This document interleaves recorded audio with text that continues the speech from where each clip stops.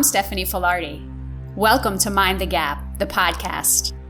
I believe many people fall short of living the life of their dreams simply because they get stuck in what I call the gap. The vision behind this podcast is to help you understand how to navigate the gap and in the process, awaken to the life that is waiting for you. It starts now. Let's go.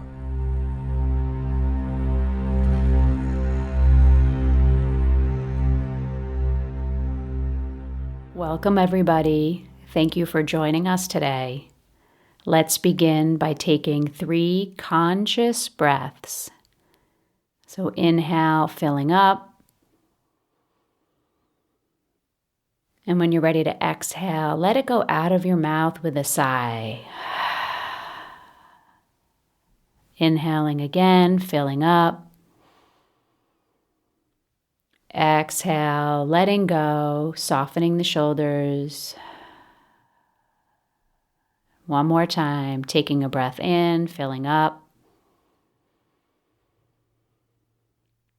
Exhale, let it go. Arriving here in the present moment. The past is done. The future is not here yet.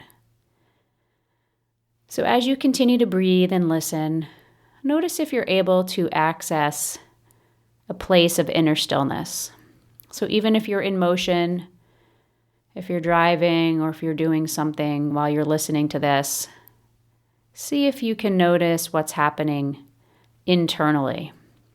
Is there a feeling of expansion? Is there a feeling of contraction? Is there any tension in your body? And this isn't about judging yourself. It's simply becoming aware of how you're showing up at this time. In today's episode, I'm going to be speaking about resistance. Resistance. One of the reasons why I want to speak about this is because it has been showing up a lot recently in my life. And when I think about it, I believe resistance has always been there in some form, maybe to different degrees. But most recently, I have noticed it being more present. So of course, I get curious about it. And one of the things I realize is that we're humans. So resistance is naturally going to show up. Now, why does resistance show up? Well, for some of us, it could be that maybe we're forcing ourselves to do things or behave in ways that don't feel good. Other times, maybe we're going through a period of transition or change or uncertainty, and we're afraid. Some of us are just experiencing laziness. And other times it could be that we have a story in our head. We have a story in our head. And that's causing us to be resistant to life itself. So what do I mean by that? Let's say, for example, we have an idea of how we feel our life ought to be going. And let's say it's not going that way. So we might actually be resistant to life itself. So I'm going to give you an example that happened to me recently to help you understand this concept. And it's about running. And I've shared with you other times about my resistance to running. So the other day, I got up and I was feeling a little bit off, meaning emotionally volatile. And with my practices of meditation and writing and yoga, sometimes it feels that even while I do all those practices, it's not enough.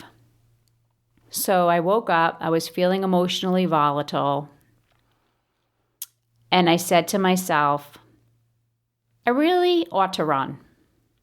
I haven't run in a while. I know it's something that always serves me well. So I was trying to convince myself, and I felt this resistance. And then I started making a story up. I don't want to run. It's not for me. It's too hard. It's always too hard. If it was for me, it would be easier. If it was for me, I would have run a marathon by now. I would have stayed with it instead of not doing it. So all this stuff, right? All this stuff of, I don't want to run, I don't want to run, I don't want to run. Resistant, resistant, resistant. And then something happened. I noticed my resistance to running, and I remembered that every time I run, I always feel better. So I said to myself, okay, try. It's a beautiful day. Lace up your sneakers. Go outside and do your best. Give yourself permission to stop if it doesn't feel good. Go out and enjoy it. So I laced up. I went outside. The first few minutes into my run, I don't want to run, I don't want to run, I don't want to run. Why am I doing this? It's hard to breathe, it's uncomfortable. I don't have the right body for it. I'm going so slow. All the story, all the negative thoughts, depleting my energy. And then I said to myself, okay, negotiate. Keep running. Get to 2 miles. So I did. And what do you think happened after the 2-mile mark? The resistance disappeared, and I kept running. And the story changed from, I don't want to run, to I don't want to stop running. So in that moment of realization of how I was feeling, this shift, right? This massive mindset shift that took place in the course of less than an hour, going from I don't want to run to I don't want to stop running, made me laugh. It made me laugh. So I share this with you because I trust that you can relate to this, to some area of your life that maybe you're presently resisting, or some activity that you engage in, but for some reason it feels like you have to force yourself initially to do it. So why do we do this? Why can we have such a huge shift in mindset and in one moment convince ourselves not to do something, and then in the next moment realize, wow, this was amazing. It's exactly what I needed. And in my experience, it's that I tend to resist the things that I perceive to be challenging, or where I feel like it's going to be uncomfortable, or I feel that perhaps I might fail, right? So in this case of running, there's a part of me that's afraid that I'm not going to do it well. So why do it at all, right? So that's also bringing in that idea of there's a perfect way to run, right? And also bringing in that the judgment maybe that I place on myself, and also the control aspect. So those are 3 things that I notice in my life that show up. So I encourage you to look at maybe some area of your life. It could be in the physical realm as it relates to your health. Maybe it's mentally, how you're engaging with your thoughts. Could be emotionally, how you're either dealing or not dealing. So noticing where resistance may be showing up. That's the invitation. So let me talk a little bit about now, do we actually need resistance? Is there a purpose, right? Because I've said to myself, well, what's the point? Like, doesn't it get easy? Isn't there a point in which I go through this game and I finally stop resisting? Maybe, but maybe not.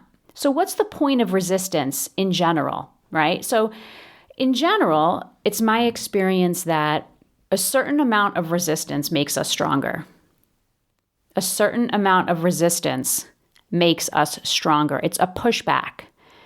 And I believe that because when we're able to look at the resistance for what it is and not get stuck in it, and then we're able to lace up our sneakers, so to speak, and move through it, there's something powerful that happens. And what is that? For me, in that moment, it not only raised my belief, but it also made me feel empowered. It made me feel empowered, like I can simply change my mind and change my story to affect an action to have a result that makes me feel really good. So that's a really powerful recognition that we have more power and control than we think, right? We have more power and control than we think. And again, I'm not talking power and control from a place of ego. I'm speaking from a place of well-being and really owning that our thoughts have an immense impact on what we do and how we show up. And when I say our thoughts, I mean the story that we create around whatever it is that we are resisting. So let me be clear for a moment. There is a difference between something that's bad for me, resisting something that's bad for me, so to speak, and the resistance that I'm speaking about. So if something is not good for me, that's really more about a discipline, right? That's for me using discipline if something's not good for me. I feel resistance is something different. Resistance tends to be something that pushes back on us, that rubs us a certain way. So how do we deal with this resistance? How much is enough? When is it too much? When is it not enough? So the analogy that I like to use is one that relates to going to the gym. So if you think about somebody who's looking to maybe build some muscle mass, right, to increase the strength of their body, to fuel their metabolism, they go to the gym, they lift weights because it's resistance training, right? So when you see somebody maybe at one extreme who is extremely muscular, right? They're in excellent shape, right? It takes a lot of resistance for them to build those big muscles. Yet that same person, if they are not flexible and agile, they tend to have a very contracted, tight body, and something could snap very easily, right?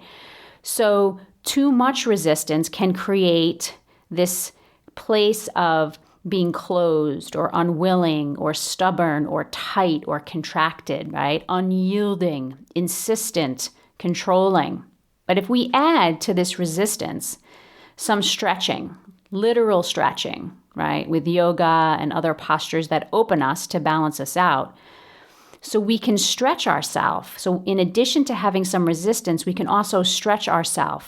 We can stretch our body, we can stretch our mind, and we become more agile. We become open, we become willing. And I like to use the example of instead of breaking, we actually bend. We're able to move more with the flow of life. And for those of you who are listening to this, I trust that you have had experiences in your own life where you have maybe resisted something so much to the point where you realized you are expending and leaking so much energy in the resistance that maybe you actually exhaust yourself into surrender. And you're not alone. I've had that experience in my life. And sometimes the resistance is so great. The resistance feels so huge and is so huge that we can't wrap our arms around it. And it does have that effect of depleting us to the point where we have no other choice but to surrender, right? We surrender and say, okay, that's it. No more. Because whatever we consistently resist will persist. So I am always curious in my life about those areas that I'm resistant of. Those areas that I'm resistant of. And again, it's not something where we want to beat ourselves up or judge ourselves. My conversations with you always are about awakening. So it's about building awareness about yourself and your tendencies. And for each of us, that's different, right? So when we are in relationship with others, which we are relational, whether we're at home or at the office, in life, that our resistance is different than somebody else's. And that's important to understand as we are in relationship with other people, because it helps us build compassion. So for me, while I might be resistant to running it might be effortless for me to read 5 books at a time, do a podcast, commit myself to ongoing growth and development. That's easy for me. But for somebody else, lacing up sneakers might be the easiest thing that they do in their day. And the hardest thing they must do is actually looking at themselves and saying, where do I need to grow? So there's no right or wrong here. It's not about that. It's simply about knowing yourself and understanding when the resistance comes, what is it here to teach you? And is there something you can do? Is there something that you can shift in your mind to get you to take one small step forward? So in the case of my running example, when I found myself going back and forth, and that's usually a good indication, right? The back and forth, I should, I shouldn't, I want to, I don't want to, where sometimes the only way we know for sure is if we actually choose to engage. So in the case of running, I said to myself, okay, you're back and forth. You know this is something that has served you in the past. Why wouldn't it serve you now? So give yourself permission to stop if it doesn't feel good. Give yourself permission to stop if you don't want to go your normal distance. And also give yourself permission to go further if that's what you want. So it's almost like this subtle negotiation that happens. This negotiation that we do with ourselves in order to continue to move forward. And sometimes moving forward is simply allowing ourselves to be where we are and deciding if that's where we want to stay. So be gentle with yourself. Notice where the resistance comes up. And if there's an area of your life right now where you feel you are resistant, where you're closed and contracted, take a look at the thoughts and the story around that and see if perhaps there can be a shift so that the resistance shifts, right? So it's all energy, so that the resistance shifts and moves you and frees you in a way where you can come back to being agile, where you can be open, where you can move the energy forward in the direction of what's important to you.